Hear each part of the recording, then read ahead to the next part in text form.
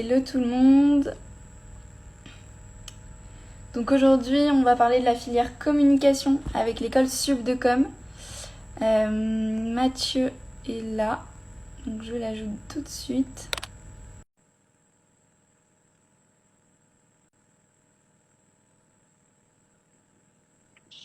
Effectivement. Hello, Hello Leslie, comment ça va? ça va et toi? Bah ouais, super bien. Hyper content d'être J'aurais, là. Merci. j'aurais voulu t'accueillir en musique, comme je sais que tu adores. Faut venir le dimanche soir pour ça. Faut Ouais, venir le c'est dimanche ça, soir. le rendez-vous du dimanche. Exact. Euh, bon, bah merci beaucoup d'être là aujourd'hui. Merci à Euh, toi. peut-être le temps que les gens arrivent un petit peu, tu peux te présenter, nous présenter ton rôle à Subdecom et ensuite on parlera plus spécialement de la filière et des enjeux. Ok, avec grand plaisir. Merci Leslie pour ton accueil. Merci à toute l'équipe de Caten Study. Mathieu Billon, je suis le directeur de Subdecom à Bordeaux pour le campus donc de Bordeaux.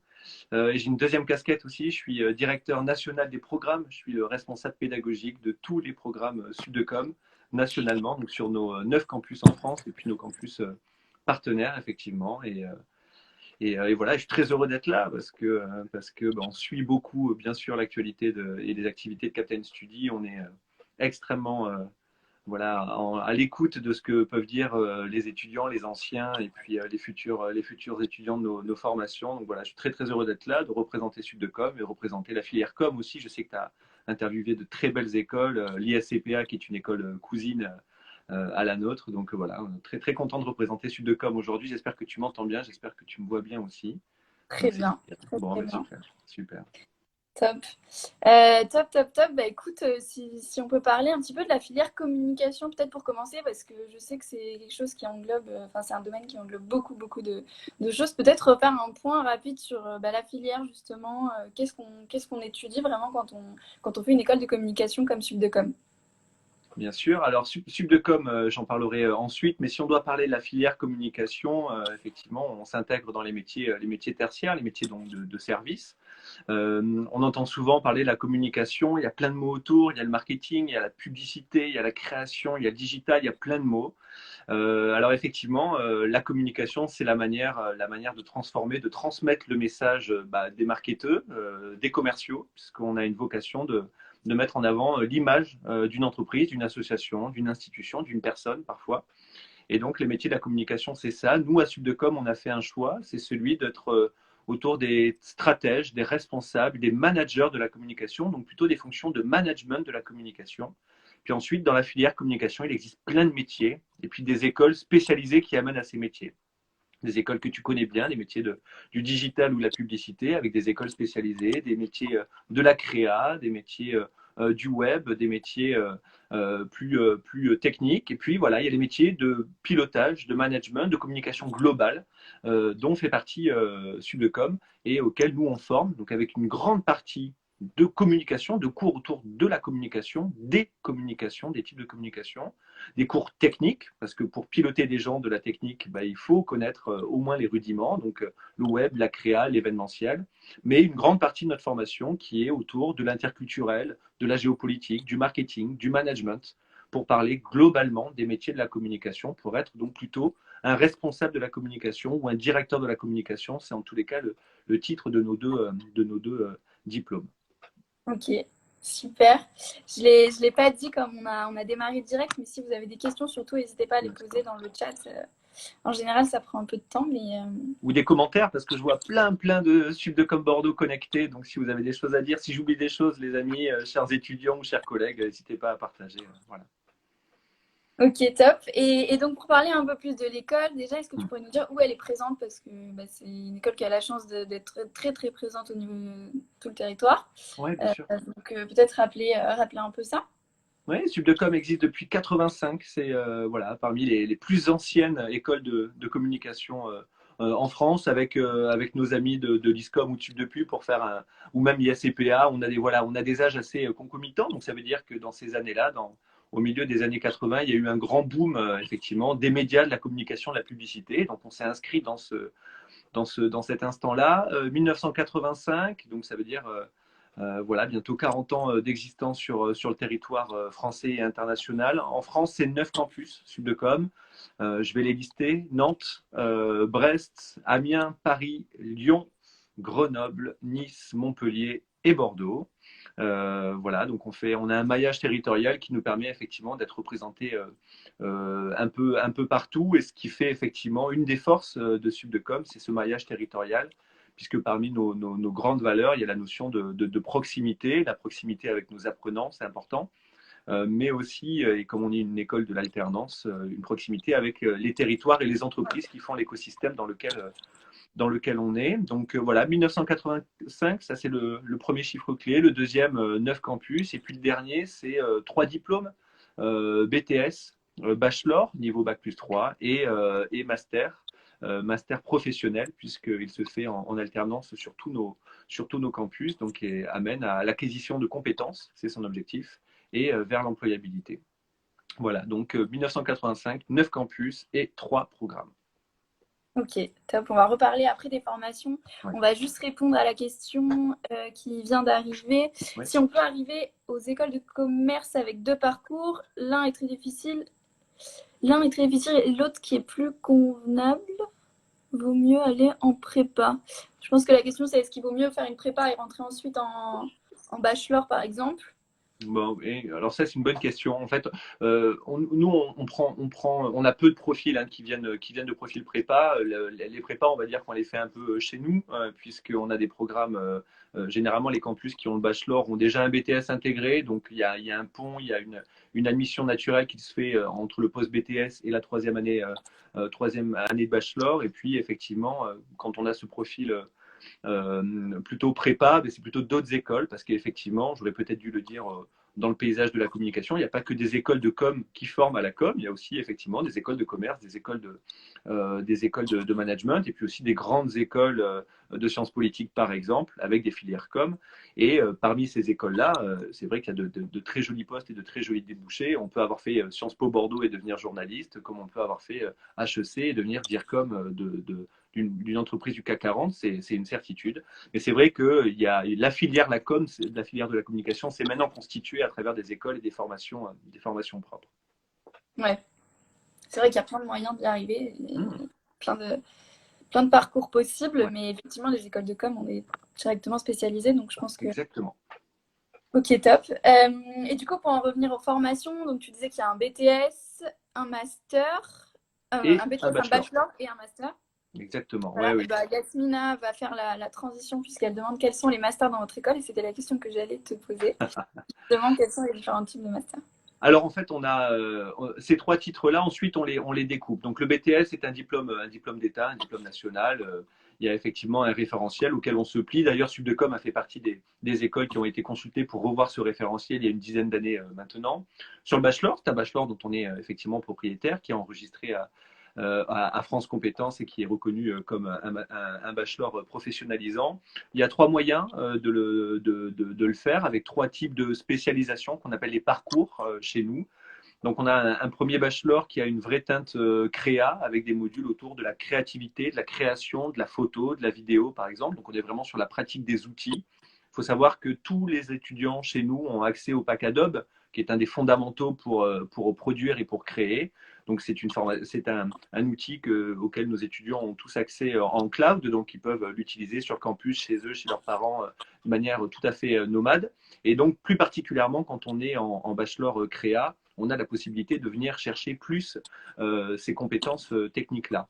On a un deuxième bachelor qui est lui plus vers les métiers du digital, du web. C'est une nécessité, c'est une évidence sur le marché. Donc là, on va plus sur la pratique de WordPress, des outils de e-commerce, m-commerce, de l'UX design, de toute la pratique autour effectivement du digital. Et puis le troisième qui fonctionne très bien, malgré le contexte, c'est celui de l'événementiel, puisqu'effectivement, on fait partie des meilleurs bachelors sur l'événementiel. Et là, on forme vraiment, à travers des vraies méthodologies, entre la première et la troisième année, à créer soi-même son propre événement et à, pourquoi pas, créer son agence événementielle ou devenir responsable événementiel dans des structures. Ça, c'est pour le bachelor.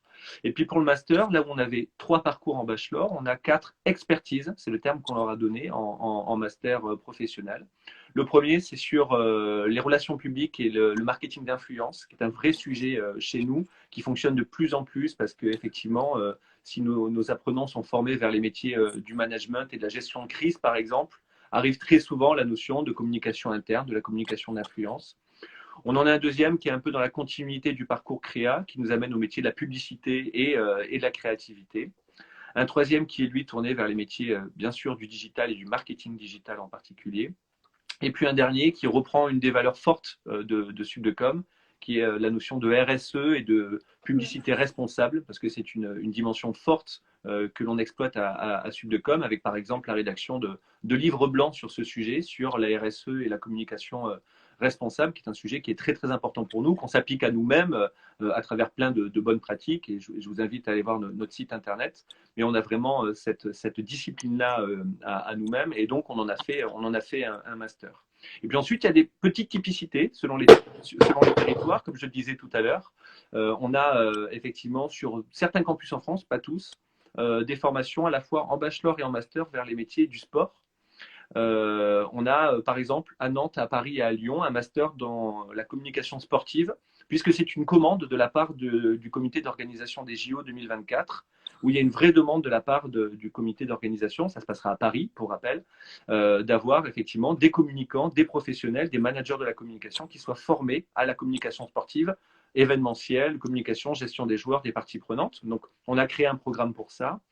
Et puis, si je fais un refocus à Bordeaux, dont je suis donc le directeur, on a monté une formation qui s'appelle Shifty, qui est une formation dédiée à l'univers du skate et de la culture urbaine et de la culture de la glisse, dont j'ai vu un certain nombre d'étudiants connectés sur ce live. Et effectivement, où on allie à la fois la passion, la pratique du skate de nos étudiants, entre la première année jusqu'au master, à l'apprentissage de la communication. Donc, on met en place des cours de photo avec des experts de l'univers du skate, des vidéos avec des experts de l'univers du skate. On leur demande de créer leur propre magazine, on leur demande de créer leur propre événement autour de la culture urbaine, à Darwin ou à d'autres tiers-lieux à Bordeaux. Donc voilà comment, avec nos programmes, on essaie d'être à la fois agile et puis en cohérence avec nos territoires. Voilà, donc j'espère qu'Yasmine, j'ai répondu à ta question, en tous les cas, pour les masters.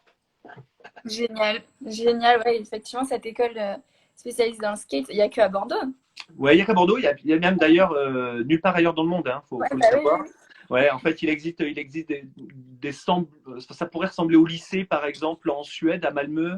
Il y a aussi un autre projet comme ça au Japon, qui sont des grandes villes ou de pays du skate, mais c'est la seule formation, bien sûr, en France et parmi donc, les seules en France au monde diplômantes sur un niveau Bac+3. Donc, on est très, très fiers. Très, très fiers. génial. Il y a une question de Yasmina. Pour les étudiants étrangers, quels sont les documents qu'ils doivent présenter pour accéder justement à la formation? Oui, alors il faut des équivalences. Il faut savoir que nos titres, même s'ils sont reconnus par bloc de compétences, et ce qui nous amène, nous, à la reconnaissance de nos diplômes, c'est la compétence, les compétences métiers. On valide aussi les crédits ECTS, qui sont les crédits européens, crédits internationaux de reconnaissance des diplômes. C'est-à-dire qu'un étudiant chez nous qui est diplômé en troisième ou en cinquième année repart avec des blocs de compétences, des passeports de compétences, avec des certifications, avec des diplômes, mais il repart aussi avec des équivalences en ECTS. Et donc, effectivement, si on admet des étudiants qui viennent de l'étranger ou de parcours internationaux, eh bien, on demande l'équivalence en crédit ECTS. On fait des recherches sur les écoles partenaires et on est capable d'accueillir des étudiants de toutes les nationalités. On a d'ailleurs un service dédié à ça, hein, c'est-à-dire que on fait partie d'un grand groupe qui s'appelle Compétences et Développement. Et au sein de Compétences et Développement, on a une cellule qui s'appelle FIGS et qui centralise les étudiants qui viennent étudier chez nous ou ceux qui veulent étudier à l'étranger sur des parcours internationaux. Ce qui nous permet d'avoir des écoles et universités partenaires partout dans le monde grâce à FIGS. Donc Yasmina, si tu veux nous rejoindre et que tu viens de l'étranger, par FIGS, tu pourras intégrer Subdecom sur le programme qui te correspond le mieux et par équivalence avec ta formation. Génial, super. Est-ce qu'on pourrait parler un petit peu de l'insertion professionnelle justement à Subdecom? Je sais que vous proposez l'alternance dès la troisième année, ce qui est une force. Ouais. Est-ce que tu peux nous en parler un peu plus et quelles sont les initiatives mises en place justement pour aider les étudiants à trouver des stages d'alternance? Waouh. Ah, ta question elle est extrêmement vaste. Donc il y a 3 points. Il y a La première, vraiment- la première, une exclue tu le sais pas encore, mais on ouvre l'alternance dès la deuxième année, à partir de l'année prochaine. On a Ok. beaucoup d'étudiants qui nous rejoignent en deuxième année, plutôt des étudiants internes, donc des étudiants qui ont fait une première année en communication et que l'on va ensuite intégrer en entreprise dès la deuxième année sur un rythme hebdomadaire de pédagogie et entreprise, 3 jours en entreprise, 2 jours à l'école pour qu'il y ait des apports à la fois pédagogiques et professionnels tout au long de l'année. Et effectivement, dès la troisième année, tu as raison, troisième, quatrième et cinquième année, on est sur un rythme d'alternance selon les campus, mais généralement c'est le même. Une semaine à l'école, 2 voire 3 semaines en entreprise. Ça, c'est le rythme de l'alternance. Donc ça, c'est hyper important pour nous. Hein. C'est plus de 80% de nos étudiants partout en France qui, par l'apprentissage, par le contrat de professionnalisation, par le stage alterné, ou alors par la VAE, par d'autres types de formations, viennent construire un équilibre entre la formation et le temps en entreprise. Pour nous, c'est fondamental. Je le répète, on est sur des titres qui valident des compétences. Donc la compétence, on peut l'apprendre sur les bancs de l'école, on peut l'apprendre en e-learning, on peut l'apprendre dans des livres, mais on la met en pratique en entreprise pour l'éprouver. Donc ça, c'est hyper important pour nous. Donc l'alternance, c'est dès la deuxième année sur un certain nombre de nos campus en France. En tous les cas, c'est le cas à Bordeaux. On coach, on accompagne, on suit individuellement et collectivement tous nos apprenants, tous, sans exception. Alors, ça se fait dès la première année, c'est-à-dire qu'en première année, quand on cherche son stage de fin d'année, déjà, nous, on plante les graines, équipe pédagogique, direction, relations entreprises. On accompagne l'étudiant pour lui montrer que la démarche qu'il initie pour trouver son stage de première année, bah déjà, il plante des graines pour trouver son alternance de la deuxième, de la troisième et puis pour plus tard. Donc pour nous, ça, c'est hyper important. Et on a des équipes dédiées sur les campus. Alors, on a des équipes dédiées pour tous les métiers. On a une personne en charge des admissions qui est en charge d'accueillir, d'accompagner les étudiants dans leur démarche de candidature et d'inscription. Il y a déjà, on va dire, un prépositionnement qui est fait, puisqu'on voit le CV, on voit les lettres de motivation, on sent pendant le coaching et les entretiens de motivation s'il y a un vrai intérêt pour l'alternance. Ensuite, on a les personnes en charge des relations entreprises. Sur le campus de Bordeaux, c'est Constance qui accompagne les étudiants dans leur démarche, leur CV, les contrats, les devis, enfin toute la partie, on va dire, administrative et coaching du trouver l'alternance, parce qu'effectivement, c'est devenu monnaie courante, mais il y a tout un enjeu administratif sur le fait de trouver une alternance et de signer une alternance. Et puis après, il y a l'équipe pédagogique qui est là pour poursuivre cet accompagnement, faire en sorte qu'il y ait les bons profs en face des bonnes compétences, les bons intervenants, les bons professionnels, les bons workshops pour ajouter tout ça. Et puis on a une personne en trame de fond qui est notre responsable administrative, qui est aussi notre référente handicap et qui accompagne tous nos étudiants sur toutes les problématiques qu'ils pourraient avoir, sur le financement de la formation, sur effectivement leurs problématiques qu'ils pourraient rencontrer. On ne le sait pas, mais beaucoup d'étudiants aujourd'hui sont atteints par la dyslexie, par exemple, ou toutes les formes de dys fait partie des handicaps majeurs de cette génération. Et donc, on a une personne référente pour accompagner tout ça dans le seul objectif, comme tu disais dans ta question, d'accompagner vers l'insertion. Notre seule vraie promesse et objectif, c'est amener vers l'emploi. Espérons-le, le job de rêve, l'emploi rêvé, l'entreprise de rêve. Dans tous les cas, notre job, c'est ça, c'est par l'apprentissage et par l'alternance, amener vers l'emploi, vers l'insertion professionnelle. Et aujourd'hui, c'est avéré, hein, on a 90% de nos apprenants qui trouvent un job avant les 6 mois après leur diplomation. Donc on a aujourd'hui une formule qui fonctionne. Quoi. Voilà. Ok, super. Et j'imagine beaucoup qui restent en alternance aussi dans leur... enfin, qui Ils ont un restent en job entreprise, dans laquelle ouais, ils ont fait l'alternance. Oui, effectivement, bah oui, parce que quand on se met à la place de l'entreprise, quand on a fait confiance, quand on a investi dans un collaborateur en alternance, qui s'est formé en école et puis qu'on l'a formé aux méthodes de l'entreprise, on a toute vocation à le garder derrière. Et puis, en plus de ça, on le sait, on en parle beaucoup et on le voit beaucoup dans les médias. L'État abonde beaucoup, aide les entreprises au recrutement, aide beaucoup au recrutement des apprentis en particulier. Donc, effectivement, aujourd'hui, il y a toute une continuité entre le moment où j'intègre l'école et le moment où je vais être employé de mon entreprise, entre les aides de l'école, les aides de l'État et puis le travail de pédagogie réciproque. Ben, voilà, ça fonctionne très bien aujourd'hui. Donc, effectivement, l'insertion, c'est notre projet principal pour tous nos apprenants. super. Et justement, tu parlais du moment où on intègre l'école. Est-ce Oui. qu'on pourrait faire un petit point sur ça déjà, est-ce qu'on peut intégrer l'école chaque année? parce qu'il y a uniquement bac+2 au niveau du bachelor, etc. Bon, déjà, ça, voilà, ça va, il y a Oui, pas mal d'infos, première je pense que question. Oui, il y a des ouais, admissions parallèles. On fait des admissions voilà. post-bac et admissions parallèles. On n'est pas sur Parcoursup, hein, Sud-de-Com. On a fait ce choix-là de ne pas enregistrer nos formations en post-bac, soit en apprentissage, soit en diplôme visé. Donc, on a fait le choix de ne pas être sur Parcoursup, ce qui nous permet aujourd'hui d'avoir effectivement des temps d'admission en post-bac n'importe quel moment de l'année. Donc, on a des JPO et des temps de rencontre et des temps de concours chaque mois, toute l'année, malgré le contexte. Parfois, on digitalise, parfois, on fait un petit groupe, parfois, on fait sur rendez-vous. On s'est toujours organisé pour que l'apprenant, dès le mois de décembre, ait déjà la possibilité de se positionner sur son avenir et sur son futur. C'est hyper important pour nous. Donc, admission post-bac pour le programme BTS et le programme Bachelor. Admission parallèle en B2 sans aucun problème. Tous les ans, on a des étudiants qui nous rejoignent après une première année à l'université ou dans une autre école ou suite à une mobilité nationale ou internationale, nous rejoignent en deuxième année.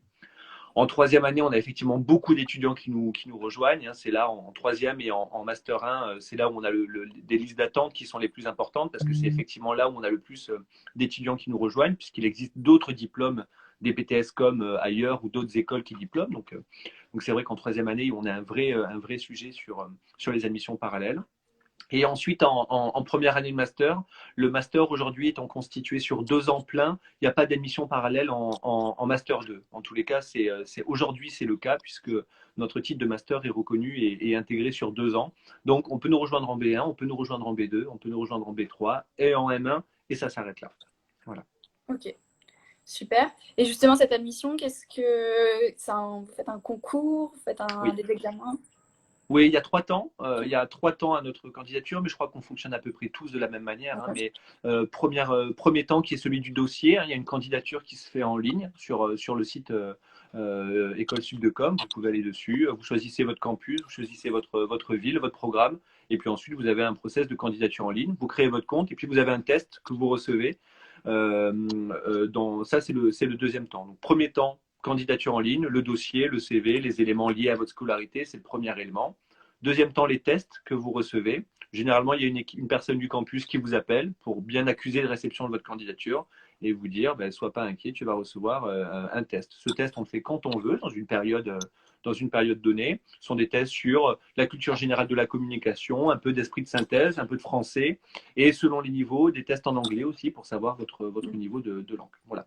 Ça, c'est le deuxième temps, c'est le temps donc du test. Et puis, troisième temps, qui est pour nous, on va dire, le plus important, pas juste parce que c'est vous, mais parce que c'est celui qui a la plus forte pondération, c'est celui de l'examen, en fait, du test oral, où là, vous avez un entretien d'abord collectif avec un groupe d'étudiants qui pourraient être dans votre promo l'année d'après, donc entre B3, entre M1, 4, 5. Il y a un sujet qu'on vous met sur la table. Vous gagnez 1 million d'euros, vous êtes 5, qu'est-ce que vous en faites?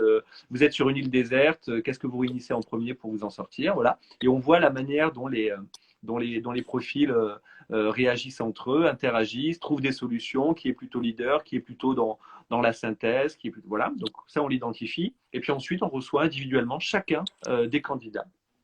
Et on passe à l'examen, à l'entretien oral, voilà, où effectivement, là, et si j'ai un conseil à donner, c'est d'être soi-même, c'est là où on donne la possibilité au candidat d'exprimer son potentiel, de dire pourquoi il est là, quel est son projet professionnel, quel est son projet académique. On demande au candidat de venir avec un objet fétiche ou quelque chose qui représente. Donc, venez avec un instrument de musique, avec une photo de vous, avec votre iPhone, avec n'importe quoi, mais quelque chose sur lequel vous pouvez parler 3-4 minutes parce qu'on va vous demander de pitcher sur cet objet et en quoi il vous représente effectivement. Donc voilà, 3 temps dans le process de recrutement. Le temps de candidature avec le dossier académique, savoir si tout est conforme. La partie écrite que vous faites chez vous sur un temps donné. Et puis la partie orale qu'on fait généralement sur le campus à travers un entretien oral avec un professionnel de la communication dans le jury. Tu as une part à peu près de prix par rapport aux candidatures pour se rendre compte près de la difficulté Ouais, on va dire c'est un tiers de reçu. Je pense que tu vois l'année prochaine, Sud-de-Com Bordeaux, ça va être 150 étudiants à peu près. Je pense qu'on aura eu entre 500 et 600 candidatures cette année. Tu vois. Ok. Voilà, donc il y a ceux effectivement qu'on n'admet pas pour toutes les raisons qu'on qu'on pourrait lister, mais voilà, des raisons soit académiques, soit de motivation, soit voilà. Il y a ceux qui sont admis, celles et ceux qui sont admis chez nous et qui font le choix d'aller dans une autre école parce qu'ils ont trouvé une autre alternance, parce que la spécialisation plaît plus ici ou là. Et puis, il y a effectivement ceux qu'on va admettre. Donc, c'est à peu près ça. On en garde un tiers à peu près. Ouais. D'accord. Ok. Top. Il y a une question que j'aime bien poser pour se projeter un peu mieux. Oui. C'est, est-ce que tu pourrais nous donner des exemples justement d'étudiants qui aujourd'hui occupent des postes dans la communication, dans la publicité, pour se rendre compte un peu de ce qu'on peut faire concrètement après une formation? Oui, alors nos anciens, il faut savoir que Bordeaux Sud de Com, c'est 2012. Hein. On est arrivé en 2012 à Bordeaux, donc on va fêter nos 10 ans l'année prochaine. Donc des alumni, on en a, mais pas tant que ça. Donc parmi les profils auxquels je pourrais penser, il y en a une en particulier, Charlie, qui est aujourd'hui entrepreneur à Bordeaux, qui a monté un salon de thé responsable et qui est aussi un salon de tatouage. Une fille extrêmement engagée dans le paysage bordelais sur plein de questions identitaires et qui est aussi élue dans la nouvelle majorité municipale de Bordeaux. Donc ça montre à la D'accord. fois son côté très créatif, entrepreneurial et puis son engagement politique parce que je pense que ça fait partie effectivement des engagements que l'on a nous à Sudecom, c'est de former des communicants mais avec des têtes bien faites, mais surtout un engagement citoyen. Pour nous, c'est hyper important. Voilà, l'engagement, il n'est pas que environnemental, il est aussi sociétal, il est aussi associatif. Pour nous, c'est extrêmement important. Donc, je pense que Charlie, on est, elle, un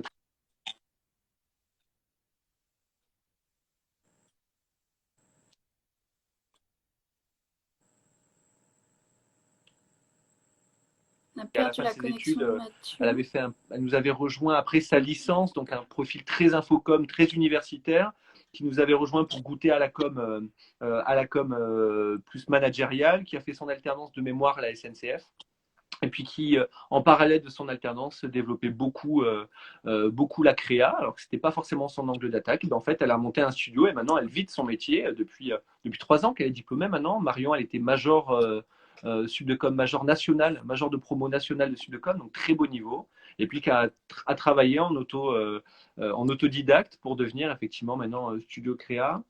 Un peu de mixité, je vais penser à Clément, parce qu'on n'a pas beaucoup de garçons dans nos formations, mais c'est vrai que dans la com, il y a beaucoup Ouais. de jeunes femmes. Clément, qui a fait son alternance à la Philomatique à Bordeaux, qui est un établissement de formation pour personnes adultes en reconversion ou en cours du soir, qui est un magnifique endroit rue de la Baie de l'Épée à Bordeaux, à côté de la place Gambetta. Allez voir cet endroit, c'est magnifique, la Philomatique. Arnaud est rentré en tant que chargé de com à la Philomatique et à la fin de son alternance, on lui a proposé de rester. Donc il est resté à la Philomatique en tant que responsable de la communication. Et puis suite à un vote du conseil d'administration, il est devenu directeur général de la Philomatique. Donc maintenant Clément est directeur général de la Philomatique. Et puis ben voilà, sa porte d'entrée, ça a été la communication. Et puis ben, on a plein d'étudiantes qui sont entrepreneurs aussi pendant leur scolarité. On en a plein. Je peux te faire un clin d'œil à toi, Leslie, parce que j'ai eu la chance de t'avoir aussi sur les bancs de l'école. J'en ai d'autres qui ont monté d'autres plateformes d'aide, de ressources aux étudiants, par exemple sur l'alternance. Voilà, je pense à Célia et à Julia. Voilà, on Oui, a que des tu as étudiants rencontré. Ouais. que tu connais, voilà, Ouais. exactement, et qui voilà, solidarité Subdecom, tu vois, tu les as même rencontrés en tant que jeune entrepreneur, mais voilà, et ça c'est vraiment chouette de se dire sur des périodes qu'on peut traverser comme celle-ci, hein, qui sont des périodes complexes, bah, de se dire comment je profite de mon temps libre et puis de mon énergie pour innover au service des autres. Donc ça, voilà, je suis extrêmement fier de ces profils-là. Tu fais partie des profils dont je suis fier, mais il y en a plein d'autres. Donc effectivement, je pourrais parler de plein d'alumni. Encore une fois, n'hésitez pas à nous contacter sur le compte Instagram et puis on vous mettra en relation avec toutes ces personnes-là parce que c'est toujours des très belles personnes et on est très très fiers de les avoir parmi nos anciens ou nos anciennes.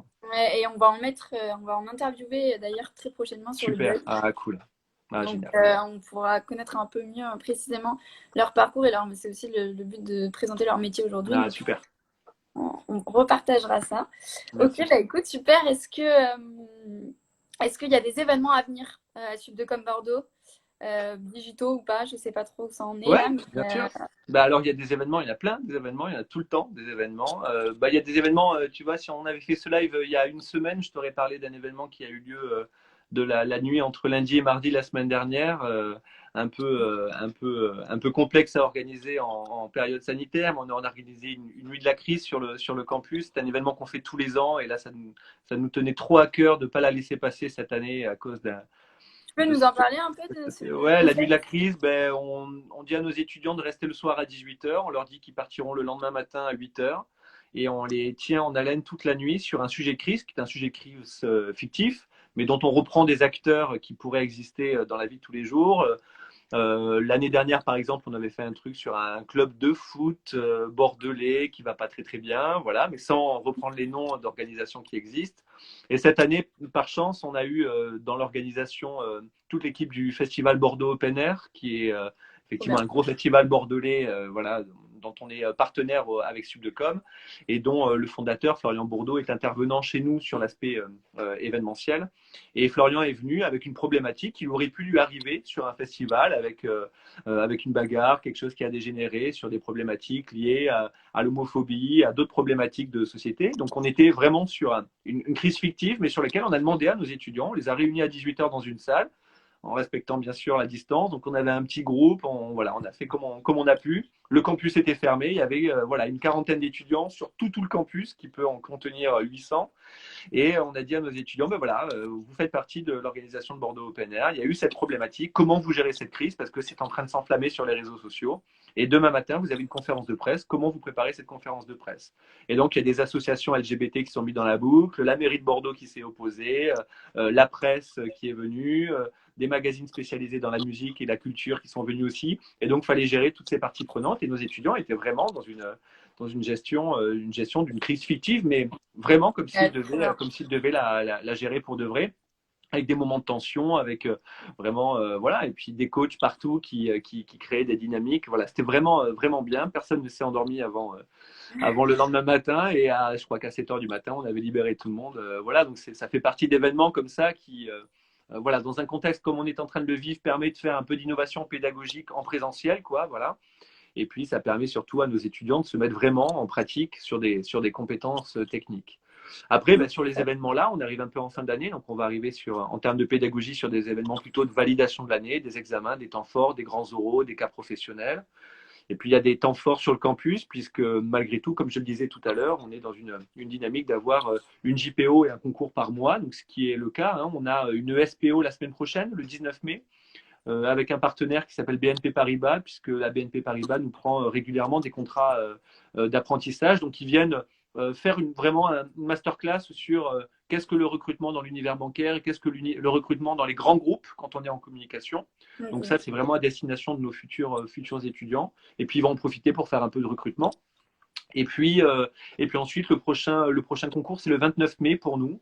Et puis, on va rentrer dans cette rythmique-là avec au mois de juin encore un concours, encore une JPO. Et après, on aura terminé parce que je pense on aura bouclé nos recrutements, même si c'est déjà le cas là pour le moment. Là, on continue à constituer le recrutement jusqu'à fin juin. Et puis ensuite, individuellement, on est capable bah, d'organiser des visites de campus parce que c'est Oui. encore possible en tout petit groupe ou même en individuel avec les parents. Donc on est en capacité de le faire et puis en espérant qu'avec la vague de libéralisation qui arrive, on puisse vous réaccueillir plus globalement sur le campus pour, comme tu disais, écouter la musique ou passer du temps ensemble et rencontrer nos étudiants. Voilà, c'est hyper important.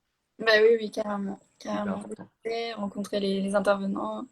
Ouais, ouais. Ok, top. Bah écoute, on n'a pas eu d'autres questions.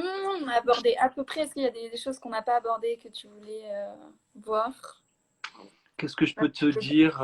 Non, enfin, non, je peux te dire très, très, très, très heureux de ce live, que toute l'équipe, voilà, est disponible à la fois sur Instagram pour répondre à toutes vos questions, mais que ce soit le campus de Bordeaux ou n'importe quel campus en France, n'hésitez pas à nous contacter à travers notre site internet, à travers nos comptes Instagram, puisqu'on est disponible et qu'on a des petites mains derrière tous nos comptes Instagram pour répondre à toutes vos questions. Donc, suivez nos actualités. On essaie d'être le plus dynamique possible. On ne fait pas que de la communication pour dire venez, venez, venez, c'est trop bien.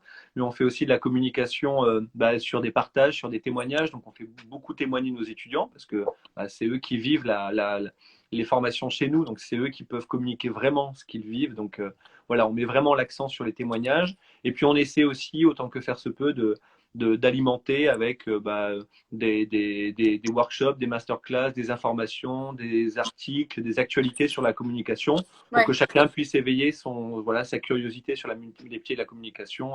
Voilà, donc consultez les comptes Instagram des comptes Subdecom et puis celui de Subdecom Bordeaux si vous êtes de la région.